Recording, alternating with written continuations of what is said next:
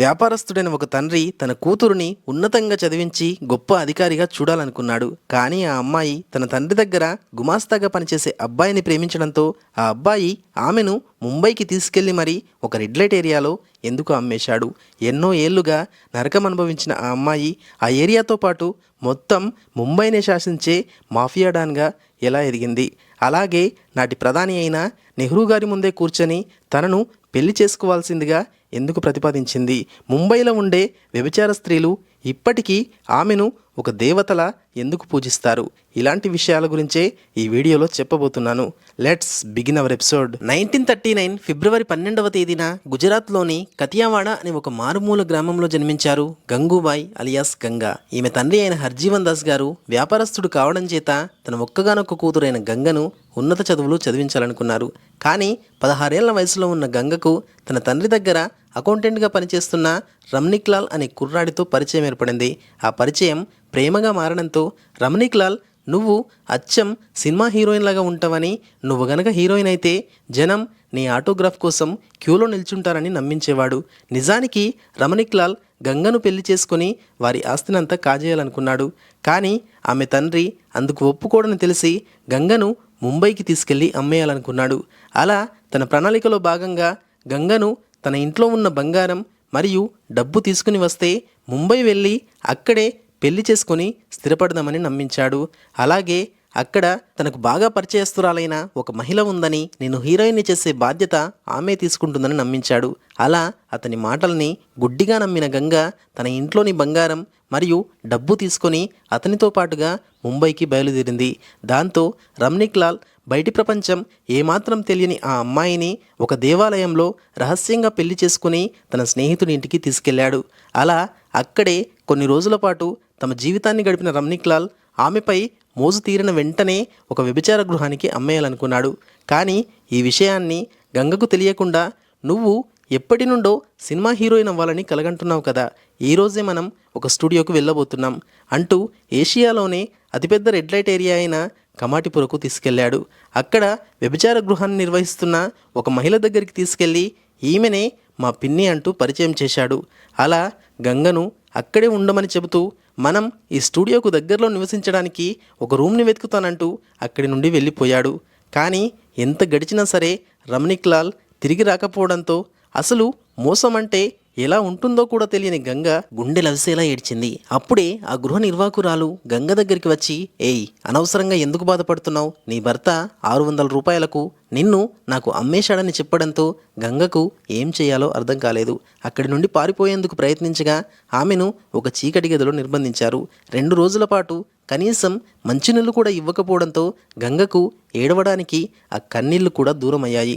ఈ కమాటిపురలో గంగ జీవితం ఎంత బాధాకరంగా సాగిందో తెలుసుకోవాలంటే ముందుగా ఈ ప్రాంతం యొక్క చీకటి అధ్యాయాన్ని తెలుసుకోవాలి. 1668లో బ్రిటిషర్స్ ముంబైలోని 7 ద్వీపాలను కలుపుతూ ఒక నగరంగా నిర్మించాలనుకున్నారు. అలా వారు సముద్ర తీర ప్రాంతమైన ముంబైలో రక్షణ కోసం ఒక మిలిటరీ క్యాంప్ని సైతం ఏర్పాటు చేశారు. ఇలా వారు తమ అధికారులు మరియు సైనికుల వినోదం మరియు శృంగార అవసరాల కోసం కమాటిపురలో అధికారికంగా ఒక వ్యభిచార గృహాన్ని ఏర్పాటు చేశారు. ఇక్కడ పలువురు విదేశీ మహిళలతో పాటు 16 ఏళ్లు దాటిన అనేక మంది భారతీయ అమ్మాయిల్ని ఈ వ్యభిచార గృహాలకు బలవంతంగా తరలించేవారు. అలా ఏ పాపము తెలియని అమ్మాయిలపై బ్రిటిష్ సైనికులు, వ్యాపారులు మరియు నాటి అధికారిక గణం అత్యాచారాలకు పాల్పడుతూ నరకమంటే ఏమిటో బ్రతికుండగానే చూపించేవారు. అప్పట్లో ఈ గృహాలలోని స్త్రీలు ఎంత బాధను అనుభవించారంటే ఒక్కో స్త్రీ ప్రతిరోజు 12 నుండి 16 మంది సైనికులకు శారీరక అవసరాలను తీర్చాల్సి వచ్చేది. అలా బ్రిటిష్ కాలంలో ఏర్పడిన ఈ ప్రాంతం స్వాతంత్ర్యం పొందిన తర్వాత కూడా కొంతమంది రాజకీయ నాయకులు మరియు ధనవంతుల ప్రాబల్యంతో అలాగే కొనసాగుతూ వచ్చింది. బ్రిటిష్ కాలంలోని ఈ వ్యభిచార గృహాలకు సైనికులు కాపలాగా ఉంటే ప్రస్తుతం కొంతమంది ప్రైవేట్ వ్యక్తులు కాపలాగా ఉంటూ 24/7 గస్తీ నిర్వహిస్తుంటారు. అందుకే ఒక్కసారి ఈ ప్రాంతానికి వెళ్ళిన అమ్మాయి ఇంటికి తిరిగి రావడం దాదాపుగా అసాధ్యం. అలాంటి ప్రాంతంలో రమణిక్ లాల్ గంగూబాయిని 600 రూపాయలకు అమ్మేశాడు. అప్పట్లో 600 రూపాయలతో 60 గ్రాముల బంగారాన్ని కొనుక్కోవచ్చు. అంటే ప్రస్తుత విలువ ప్రకారం 9 లక్షల రూపాయలు. అలా అక్కడి పరిస్థితులను చూసి మొదట్లో ఎంతో భయపడిన గంగ తాను ఇక్కడి నుండి తప్పించుకోవడానికి ఒక్క అవకాశమైనా రాదా అని ఎంతో ఆశగా ఎదురుచూసేది. అలా ఎదురుచూసే క్రమంలోనే ఆమె ఎంతోమంది కామాంధుల ఆకలికి తన శరీరాన్ని అర్పించాల్సి వచ్చింది. మరో బాధాకరమైన విషయం ఏమిటంటే గంగూబాయ్ చాలా అందంగా ఉండడంతో ఈ గృహానికి వచ్చేవారిలో ఎక్కువ మంది ఈమె కోసమే వచ్చేవారు. అలా ఒకరోజు కరీంలాలా ముఠాలో పనిచేస్తున్న షౌకత్ ఖాన్ అనే వ్యక్తి అర్ధరాత్రి సమయంలో గంగూబాయి ఉంటున్న భవనంలోకి ఆమె కోసమే ప్రత్యేకంగా వచ్చాడు. కానీ గంగూబాయి తనకు ఆరోగ్యం బాగాలేదని 2 రోజులు విశ్రాంతి కావాలని బ్రతిమలాడింది. కానీ ఎక్కువ డబ్బులు ఆశ చూపడంతో ఆ గృహ నిర్వాహకురాలు బలవంతంగా ఆమెను అతని గదిలోకి పంపించింది. దాంతో షౌకత్ ఖాన్ ఆమెను చిత్రహింసలు పెడుతూ నరకమంటే ఏమిటో బ్రతికుండగానే చూపించాడు. ఇతడు గంగూబాయిని ఎంతలా హింసించాడంటే ఈ దుర్ఘటన తర్వాత ఆమె కొన్ని రోజుల పాటు ఆసుపత్రిలోనే గడపాల్సి వచ్చింది. అలా హాస్పిటల్ నుండి తిరిగి వచ్చిన గంగూబాయ్ షౌకత్ ఖాన్పై ఎలాగైనా సరే ప్రతీకారం తీర్చుకోవాలనుకుంది. అందులో భాగంగానే ఆమె షౌకత్ ఖాన్కి ముఖ్య నాయకుడైన కరీంలాలాను కలిసేందుకు బయలుదేరింది. కరీంలాలా ఒక మాఫియాడాన్ అయినప్పటికీ గంగూబాయ్ అతన్నే కలవడానికి గల ప్రధాన కారణం ఇతను పొట్టకూటి కోసం చిన్నతనంలోనే ఆఫ్ఘనిస్తాన్ నుండి ఇండియాకు వలస వచ్చాడు. అలా పేదరికంలో పుట్టిన కరీంలాలా ముంబైలోని గుజరాత్ వ్యాపారులకు చెందిన దుకాణాల్లో గుమాస్తాగా పనిచేయడం ప్రారంభించాడు. యుక్త వయసు వచ్చేసరికి దాదాపుగా 7 అడుగుల పొడవుతో చూడ్డానికి గంభీరంగా కనిపించేవాడు. దాంతో తమ ప్రాంతంలోని ముస్లిం ప్రజలకు అప్పులు ఇచ్చే గుజరాత్ వ్యాపారులు ఆ అప్పులు వసూలు చేయడానికి కరీంలాలాను పంపించేవారు. దాంతో కరీంలాలా అప్పులు చెల్లించని వారిపై దౌర్జన్యంగా వ్యవహరిస్తూ ఒక ముఠాని ఏర్పాటు చేసుకున్నాడు.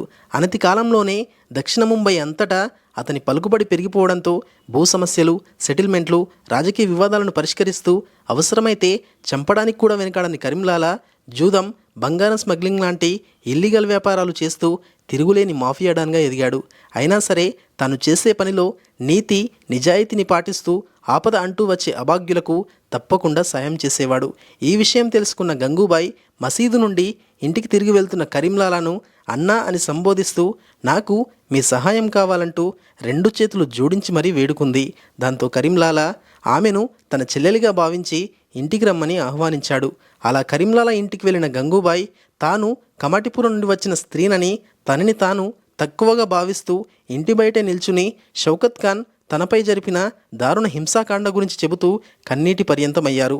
తన శరీరంలోని గాయాలను కరీంలాలకు చూపెడుతూ నా స్థానంలో మీ చెల్లెలు ఉంటే ఇటువంటి రౌడీ మూకల్ని ఏం చేస్తారని ప్రశ్నించింది. దానికి కరీంలాలా నీకు తప్పకుండా న్యాయం జరిపిస్తాను అని వెంటనే తన ముఠాలోని మరో సభ్యుని పిలిచి షౌకత్ ఖాన్ మళ్ళీ గంగూబాయి దగ్గరికి వచ్చే అవకాశం ఉందని, అందుకే వారి నివాసం దగ్గరే ఉంటూ అతడు వచ్చిన వెంటనే తనకు కబురు పంపాలని ఆదేశించాడు.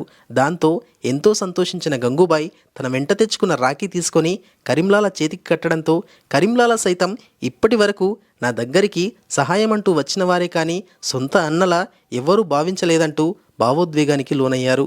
అలా కొన్ని రోజుల తర్వాత షౌకత్ ఖాన్ మళ్ళీ గంగూబాయి దగ్గరికి వచ్చి నేను చేసిన గాయాలన్నీ అప్పుడే మానిపోయాయా, ఈసారి మరింత డబ్బులు ఎక్కువిస్తానని చెప్పడంతో ఆ గృహ నిర్వాహకురాలు ఏమాత్రం జాలి లేకుండా గంగూబాయిని మళ్ళీ అతని దగ్గరికి వెళ్ళమని బలవంత పెట్టింది.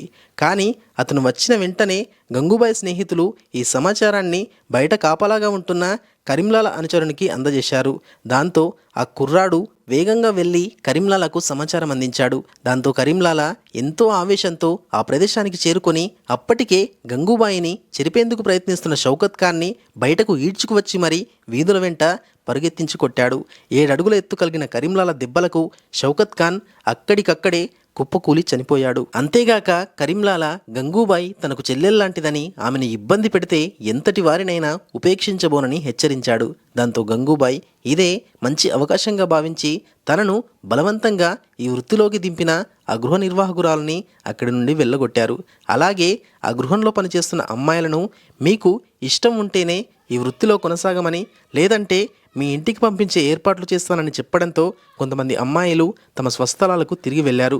దాంతో గంగూబాయ్ తన గృహంలోని అమ్మాయిల బాగోగులే కాకుండా కమాటిపురలోని ప్రతి ఒక్కరి సంక్షేమ బాధ్యతలు తానే తీసుకోవాలనుకుంది. అదే సమయంలో కమాటిపురకు ప్రెసిడెంట్ ఎలక్షన్స్ రావడంతో ఆ ఎన్నికల్లో పోటీ చేయాలనుకుంది. కానీ ప్రత్యర్థి వర్గం బాగా ధనవంతులు కావడంతో ఆమెను ఓడించేందుకు కరీంలాలను సహాయం అడిగింది. తన దగ్గరికి వచ్చేవారిని ఎల్లప్పుడూ ఆదుకునే కరీంలాల ఒక్క క్షణం కూడా ఆలోచించకుండా కమాటిపురలోని తన జూదశాలను ఆమెను నిర్వహించుకోమని సలహా ఇచ్చాడు. అలాగే ఎన్నికల ప్రచారం కోసం తన కారును ఉపయోగించుకోమని చెబుతూ కొంత డబ్బును సైతం ఆమెకు బహుమతిగా ఇచ్చాడు. అలా కరీంలాల సహకరించడంతో గంగూబాయ్ ఈ ఎన్నికల్లో భారీ విజయాన్ని సొంతం చేసుకుంది. అలా తాను ప్రెసిడెంట్ అయిన వెంటనే ఆమె ఎన్నో ఏళ్లుగా చీకటి గదుల్లో బందీలుగా ఉంటున్న అమ్మాయిల కోసం 6 ప్రధానమైన సంస్కరణలను తీసుకువచ్చారు.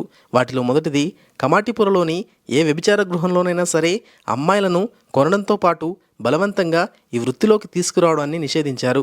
నంబర్ 2, ఇప్పటికే ఈ వృత్తిలో ఉన్న వారి పిల్లల కోసం తానే ఒక తల్లిగా మారి వారికి విద్యాభ్యాసాన్ని అందించారు. నంబర్ 3, ఇప్పటి వరకు ఉండే గృహ నిర్వాహకులు అమ్మాయిలు సంపాదించిన డబ్బులో ఎక్కువ మొత్తాన్ని తామే పోగేసుకునేవారు. కానీ గంగూబాయ్ అలా వచ్చిన డబ్బును తాను తీసుకోకుండా వారు ఇతరత్ర వ్యాపారాలు పెట్టుకోవడానికి అనుమతించింది. నంబర్ 4, తాను ప్రెసిడెంట్ అయిన తర్వాత ప్రముఖ రాజకీయవేత్తలతో మాట్లాడి తమను కూడా మనుషులుగా గుర్తించాలంటూ వృద్ధాప్యంలో ఉన్న వేశ్యలకు పెన్షన్ వచ్చేలా చర్యలు తీసుకుంది.